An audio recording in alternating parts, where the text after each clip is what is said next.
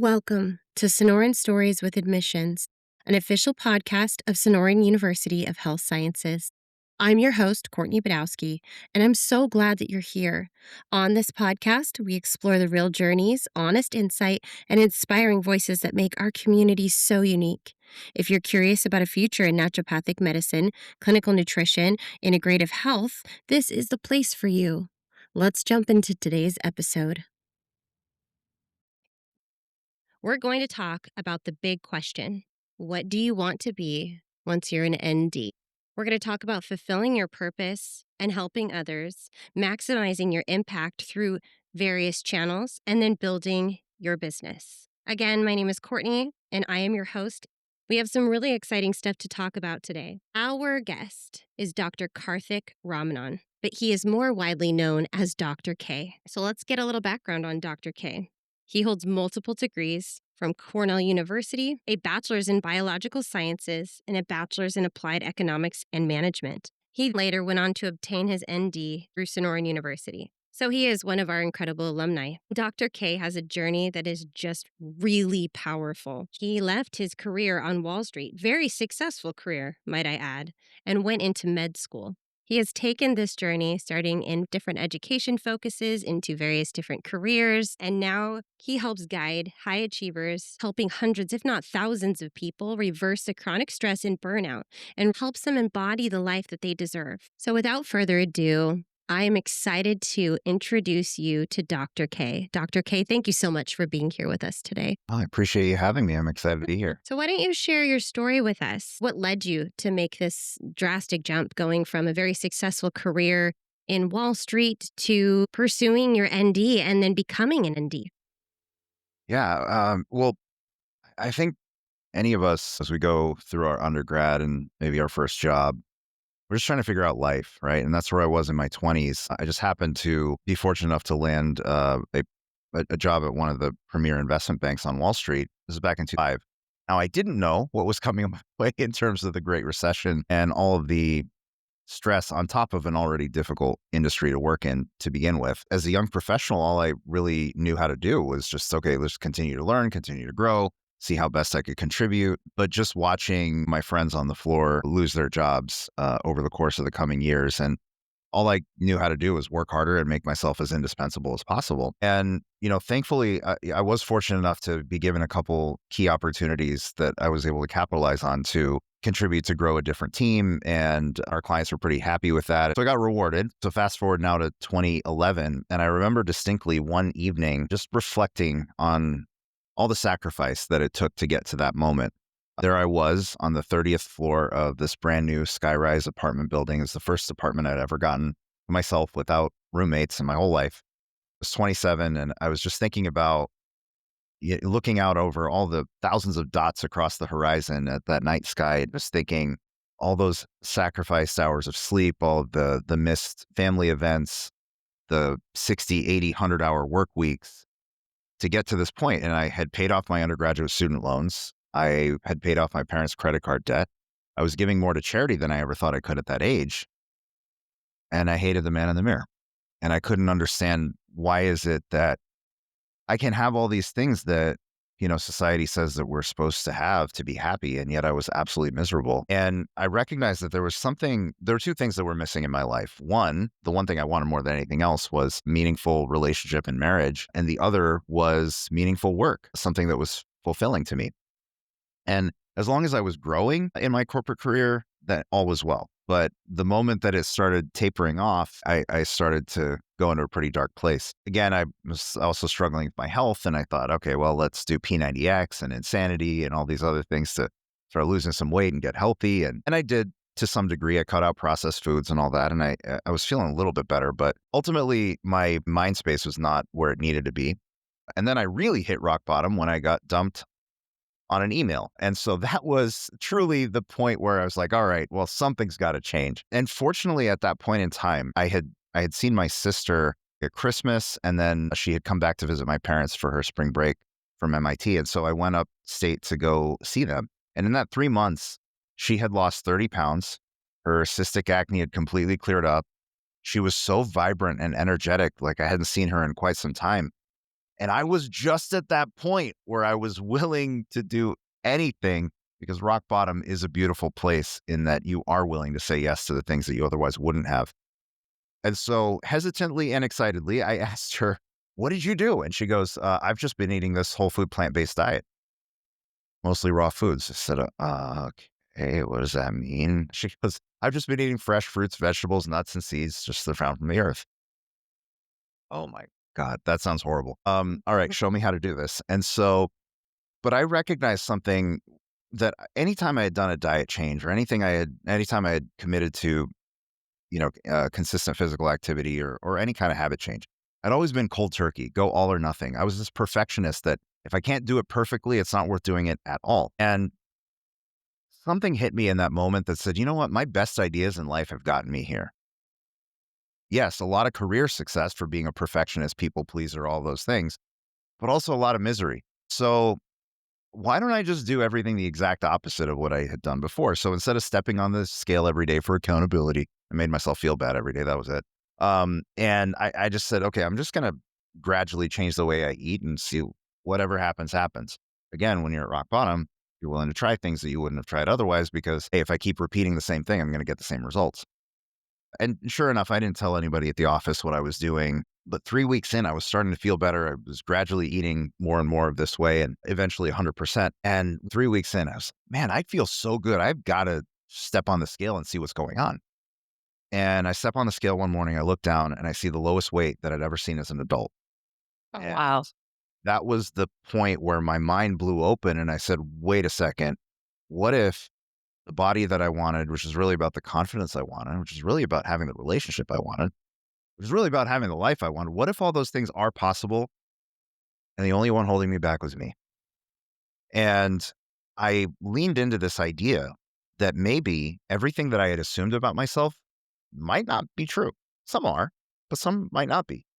And so let's just see what happens. I released all expectations. And so I would just show up. I didn't at work. I didn't tell anybody what I was doing. I just bring my jars of green juice to the office. And this is before the juice bars and stuff became more popular. So there was people would come by asking what I'm doing. And there was one guy that would always walk by and he's like, "What's in your pond scum this morning?" Right. That kind of thing. So, um, and actually the same guy later on, a few months down the line, he's like, he pulls me aside in the pantry. He goes, "Karthik, I've got this wedding to go to in a couple of weeks and my suit's a little tight. Do you have any advice for me?"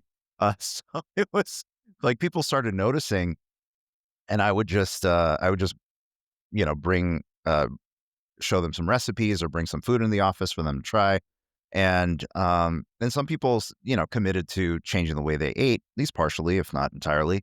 And yeah, they lost weight, but then I saw type 2 diabetes vanish, chronic migraines disappear, hypertension, cholesterol, like I, joint pain, like chronic joint pain. I had no idea what I was doing.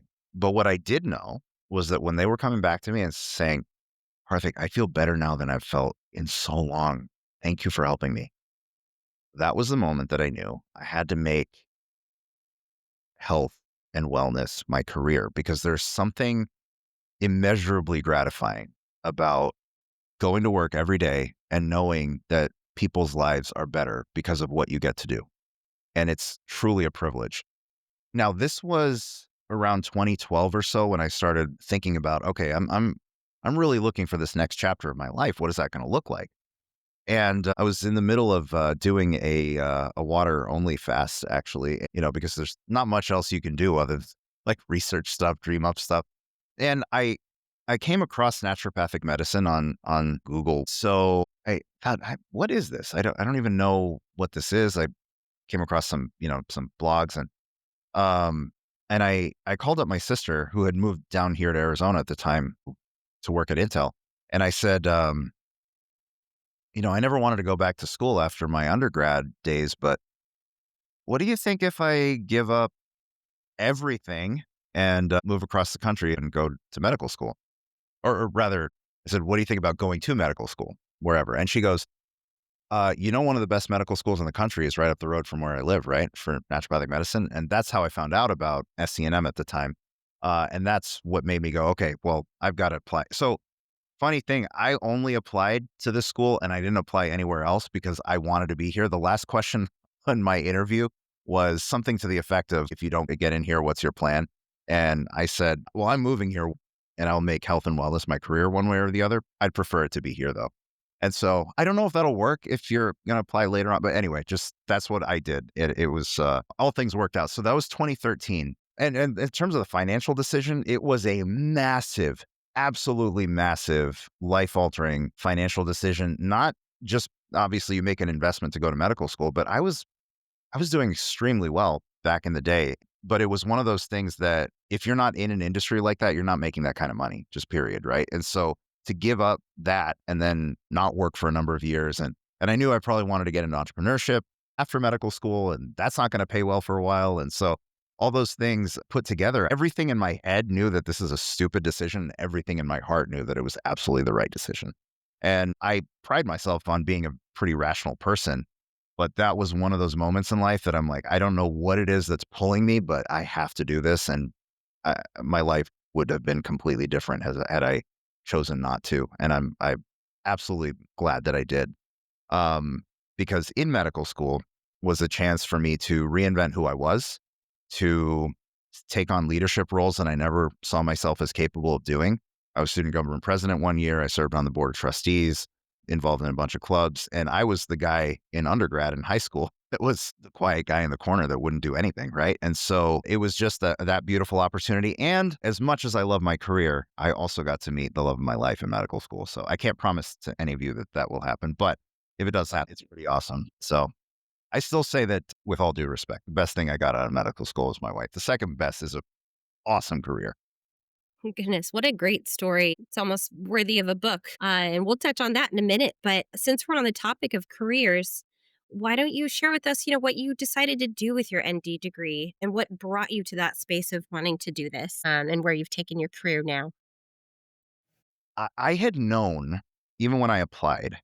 So again, rewind back to 2012. YouTube was starting to become a thing. There were, certainly a lot of blogs that would get a lot of traffic. And that's where I learned a lot about natural medicine in general and the fact that we can prevent and reverse a lot of chronic diseases, especially with, lifestyle medicine and naturopathic medicine. But even at that time, something within me told me that this technology is only going to become more accessible to more and more people. And knowing enough about business, I also knew that when the barrier to entry is low, you're going to have a lot of people entering the market in whatever field that is. And if it's being an unlicensed health coach, we're going to have a lot of so-called experts in the coming years. And I said, I don't want to be a so-called expert. I want to be an expert. I want to be a physician. I want to have credentials. And so that was the decision that I made because it wasn't an option to me to not. If I was going to go down this road, it had to be with a naturopathic medical degree. It was because I think people appreciate that. The clients that I work with, they're the ones that recognize that, okay, I want somebody who knows what they're talking about a little bit more, has actually worked with people, has something to lose if you screw up, right, with a license. Whereas the people that don't have those things, and they can share whatever they want. There's no consequence to sharing, incorrect health information, things like that. So it was just vital for me to go to medical school and get my doctorate. Really, that's amazing that you took all of those risky steps to fulfill your purpose, what you knew you wanted to be. So, on that note, with everything you've just shared with us, and you have seen great success with this wonderful company where you are making an impact, would you mind sharing challenges that you experienced and how you conquered those challenges? How did you gain insight into the problem solving side of taking your degree and establishing a strong business and making sure that it succeeded? Well, actually, the first challenge that I ran into, even when I went to medical school, I think I knew at that point in time that I didn't want to become a practicing physician. I wanted to do more educating and teaching and possibly in the business world. And then somewhere around like third, fourth year, I kind of forgot that. And, so after your boards, it's like, okay, well, let's go practice. So it took me a little bit of time to figure out exactly what I wanted to focus on. But somewhere around, late 17, definitely into 2018 and 19, you'd come across a lot more articles and people talking about burnout in the workplace, corporate America, as well as entrepreneurs. And so my that was something that was so I was so passionate about because even though nutrition brought me to medical school, it was the inner journey of the mind that I thought was even more powerful. Because one thing that I recognized working with patients in the clinic was that the patients who believed they could get better had a chance to get better. The ones who didn't believe they could get better, it was a struggle, right? Even though the treatments were individualized to the person, all those things. There's something powerful about our inner dialogue and our emotional health. And so I wanted to solve the problem of emotional health, especially as people are talking about mental health in the workplace from a different angle. Right now, we've got psychiatry and we've got counseling, and both are important for various people in different situations, especially the counseling side. I needed EMDR at one point in my life. It's incredibly powerful. And at the same time, my journey to emotional health came through food. And so what I wanted to do was to really assemble with naturopathic medicine and concepts that I'd picked up through intense work in personal development over the years, kind of a combined approach to how to be emotionally healthy. Psychology, understanding your own mind and how did we develop into the person that we are today, relationships, who we spend the most time with, nutrition, talk a lot about gut microbiome and how that's vital for emotional health, sleep. I teach my clients all about cortisol and melatonin, how to get a good circadian rhythm going. And number five, body movement, motion dictates emotion. And so this holistic approach to emotional well-being is something that I wanted to bring to the forefront. So that was the first obstacle, was kind of shifting my mind away from what I thought I was supposed to do to what I really wanted to do. Now, this is in the realm of coaching and not through actually using my license. And I'm very clear, it's in my paperwork, everything else. I am not your doctor. I am not serving as your doctor. I'm not diagnosing. I'm not treating, none of the above. Right? I'm educating you and helping you solve certain challenges yourself. And I will also refer you to a naturopathic physician when things are needed. And I hear certain patterns that I'm like, this sounds like could be a testosterone issue, could be a whatever, right? And so have them get that care as well, because we need a complementary approach. So eventually, what I started building out was more of a business to business type of model where I work with business owners, executives, and their companies for how to build emotionally healthy workplaces. And so that's my flagship program, the Emotionally Healthy Company. And that's it's incredibly fulfilling because as I get to teach a lot of these principles, again rooted in naturopathic medicine, for how to move past burnout, move past imposter syndrome, to silence the negative voice in our head, you are able to really make a huge impact in the workplace. And then when that happens, people go to work to feel like they are becoming a better person. They're going home.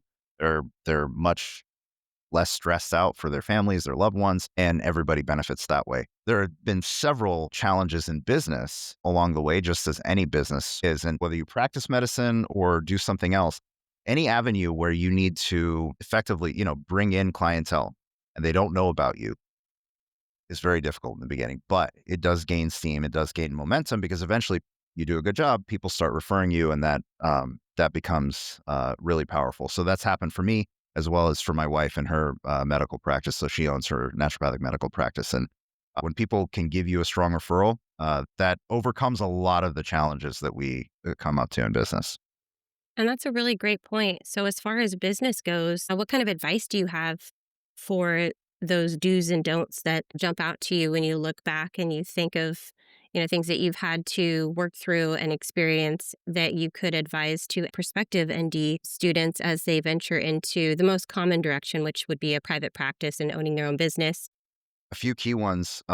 Start with the end in mind. Think about where you want to end up and reverse engineer the journey to get there. Also, reduce the risk. Like it might be tempting to, okay, I can get a small business loan for $50,000 and set up this practice. Then you get all the equipment. Your lease is expensive. That's usually one of the biggest expenses. And of course, hiring is very expensive, but both are absolutely needed. If you want to grow, you need the right people on your team, all of those things. But if you can start small with low risk so that the whole goal is to bring in more than you are spending. And if you continue to do that as time goes on, you can reinvest some of those profits back into growing that business. The other thing too is it's very tempting in the beginning to save money on, I'll just go to Fiverr or Canva and make my own logo and things like that. Okay, I'll just leave this here. I had a lot of business training, right? Both my undergrad, my corporate career, I probably spent as much time studying business as I did in my medical school classes because I knew I was going to need all this business and, public speaking, all that stuff. And so I figured, you know what? I can make my own brand. No, because here's why. Just like it's so difficult for us to even diagnose ourselves and to figure out what's going on. And so we go to somebody who can help see us more clearly and figure out what's going on more clearly. It's the same thing in our business. We cannot see our own brand the way that somebody else can. And by the way, it's not about what we love, colors and looks and everything else. It's about who the ideal person you want to serve. What do they like? What are they attracted to? So hiring a branding expert is, I think, vital as early on as possible. But I would say to get ready for that, going through medical school, and I know this is hard, just start bagging away a little bit of money, whatever it is, every month. It'll pay off big time at the end because you'll have something to start working with. I have another one to share. Okay. So this is more of a mindset thing, but the biggest challenge is this. So I'm going to do a little word association. Uh,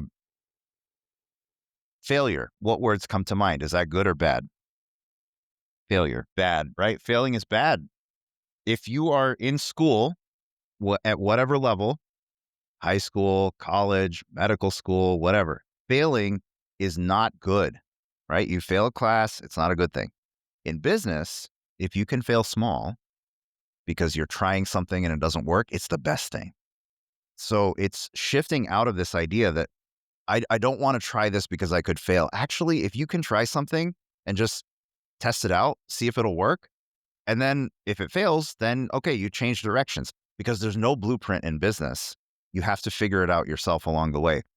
It's scary, but it's also very exciting at the same time. Once you can embrace that to go, hey, I get to try a whole lot of things and see what works. And there are a lot of cool things that you can do along the way to just try. I actually released a group program at one point where I basically talked to a bunch of business owners and saw what they were looking for. And I sold this pilot group package to them to join to help me build the program together. And I had about 8 people that joined that group cohort at several $100 investment, actually, no, into the thousands for an investment before I started recording the video modules because I asked them what they wanted. They joined, and then I got to build it for them. I would have never done something like that back in the day, right? You have to build it all first and then try to sell it, and then nobody buys it. And you're like, wow, I wasted 3 months. So it's a very different way of thinking that actually failure is a good thing. Trying different things and seeing what works is vital. So, Dr. K, you had mentioned that you refer your patients to an ND. Now, you have obtained your ND degree, but you choose not to practice specifically as an ND, as a primary care physician. So, why would you obtain your ND if you didn't intend to practice as an ND? That is a great question. The alternate version of a question like that I've gotten is, wait, so why'd you go to medical school if you don't practice medicine? I keep my license active. I do my continuing ed. I've got it hanging on the wall. All of those things. I go to the conferences. To me, it was the process of, uh, you know, ordering labs, calling in scripts, doing the whole diagnosis and treatment plan, and everything else. When I was in school doing that, it was very fulfilling. I did love it. But I noticed that the part of it that I loved the most, especially as I found on homeopathy and mental health shifts, was the talking. Quick story. I had a patient at one of the community clinics, and I had been seeing him every week when I was there, I think for like 2 quarters. And so I had a really good relationship with him. And so we were doing acupuncture, ongoing acupuncture treatment. And so uh, he came in one day, and it happened to be that the attending physician was right there on the hallway. And he says, "Oh, doctor, do you mind if I forego my acupuncture treatment today? I'd like to just talk to him." And I was like, whoa, that was a moment that I had all this imposter syndrome about, how good of a doctor I was or whatever else, like as I was going to graduate soon. And I realized, wait, my greatest gift is the ability to connect with people and help them illuminate their own mind. And so I decided that I wanted to focus on that. And could I see patients medically? Yes. But honestly, my wife is so much better at it. And so I'd rather just refer them. And how do you recommend building your brand, building an online presence? I heard the opposite of what I'm about to say when I was in school, which was just focus on your studies, get good grades, etc. Okay, so then maybe this is a controversial take for some, but really, nobody has ever asked me what my grades are, what were in medical school. Nobody. Now, I learned this when I went to work on Wall Street, and nobody asked me what my undergrad grades were. And I had stressed like hell about those over the years, right? And so I said, okay, you know what? When I'm in medical school, because again, I was in my 30s at that point, so I had a different perspective on career and life. I said, well, I want to improve in the areas that I know I'm going to need to improve to be um, a successful business person. So that's learning business, that's building an online presence. Don't diagnose and treat, don't give medical advice. Definitely don't do that.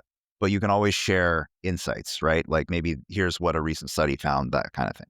But don't ever recommend what somebody should do when you can't do that at that point in time.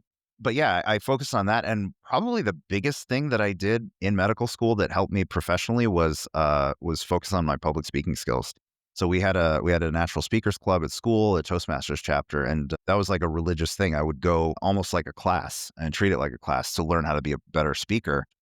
That one skill has drastically affected my business more than anything else. And I love doing that more than anything else, to be able to keynote speak. So even if you don't want to keynote speak, just being able to do, let's say, a presentation at your clinic. We had one here that one of our colleagues here at the clinic put on menopause, and she invited a few people from her networking groups to come and attend, and they had a chance to become a patient after that. So just learning how to improve your public speaking skills. Building a following on social media, for instance, takes a lot of time. So you might as well do that while you're in school, because the people that know, like, and trust you are the ones that are eventually going to see you as their doctor. I have a question for you. I think it's really important to hear how you answer it. So I'll get to it. What does success look like through the process? Milestones versus end goals. It's very human of us that we forget to stop and pat ourselves on the back and really appreciate our small achievements because they are all so important. That's the small victories that make it worth it, that are sometimes just as important as the huge victories. I think they give us a sense of completion to a certain extent. What did that look like for you to ensure that you were celebrating your successes, big, medium, and small? Success can mean different things to different people. And I think it's very easy to think of success as career and money or having a good family and everything else. And yes, those things are important, but you have to look at success as a holistic thing, because I'm so grateful that I got to learn that lesson in my 20s. Because even though I didn't go into that industry for the desire to get rich, it certainly was one of the side effects of growing my professional career that way. But I also saw where it got me. And so I think defining success for yourself, one of the concepts I talk about a lot is human needs, and specifically four areas. Number one, stability. So part of being successful is making sure that things in your life are stable. And usually that's income and your expenses. If you can make more money than you are spending any given month, that's usually a good situation to be in, and that you've got good people around you and all those things. Number two is belonging. So part of being successful is also making sure that you have great people around you that you can grow from and learn from. Number three is growing, because when we feel stagnant in life, we don't have something to look forward to. It's very easy to get stuck. Then we feel unsuccessful in the process. But growing doesn't have to just be something that's monetarily based. It could be learning how to play guitar or a new sport or skydiving or whatever it is that you might be interested in. The biggest one, though, is purpose. And I think success and purpose are so intricately connected. If you can wake up every day, it's not about emotional health, is not about life is perfect and nothing ever bothers me. It's about being able to identify, process, and act upon what you're feeling in any given circumstance and over the course of time, and just being able to be adaptable to the things that happen around us to find the meaning and the purpose and the joy in the life that we are living. And so I think as long as we can optimize those areas and make sure that we are living of purpose, growth, belonging, and stability, that's what success looks like. One of the goals that I had for a long time was something that people started telling me, like when I joined medical school around that time, when they started hearing my story. Karthik, you really got to write a book. So yeah, okay, I know, one day. I wanted it to be something that was really about you, right? The reader. Like how can you apply this in your life and hopefully grow from it and be better off for it? What I did for a number of years was just kind of keep that in the back of my mind, that one day I want to do this, one day I'm going to do this. I'd serve my clients and we'd work on different things, and I'd learn from their success going through the journey to emotional health and the impact that that can make in their personal lives and for their employees, everything. And about a couple years ago, I started the actual writing process of it. And happy to announce that April 8th, The Emotionally Healthy You, How to Own Your Past and Love Your Future will be released. What an accomplishment. You must be just over the moon excited about that launch, and I cannot wait to read it. It's going to be great. Dr. K, how can our viewers stay in touch with you? How can they follow you? How can they continue learning from you moving forward? Yeah, absolutely. So you can definitely find me on all the social platforms, Dr. Karthik Ramanan, I think Dr. Karthik Ramanan on Instagram. And I guess we can have all the links for them, right? And also my website, drkarthikramanan.com. If you really want to follow closely, just get on my mailing list and you'll know everything that's going on at that point. And certainly if you join school, you have questions, I love being able to mentor in any way possible. So feel free to reach out. It's fantastic. Thank you, Dr. K. And I want to share with our listeners right now that it is a great time for you to go find Dr. K's website and his socials in the description for today's episode. Dr. K, it has been such a pleasure having you on this episode today. Also, really excited about the launch of your book. Thank you. I appreciate you. If you're curious to learn more, I encourage you to connect with me, connect with our admissions team here, or join us for an information session or webinar, one of our upcoming virtual or on-campus open houses. Or you could just visit the campus for a tour to experience what makes Sonoran so special. Thank you for joining me today. The stories and conversations coming up this season are inspiring. I'm your host, Courtney Badowski, and this has been the Sonoran Stories podcast. If you enjoyed this episode, please be sure to subscribe, leave a rating, and share it with someone who might be interested in naturopathic or integrative healthcare. I want to welcome you to the Sonoran community. I'll see you next episode.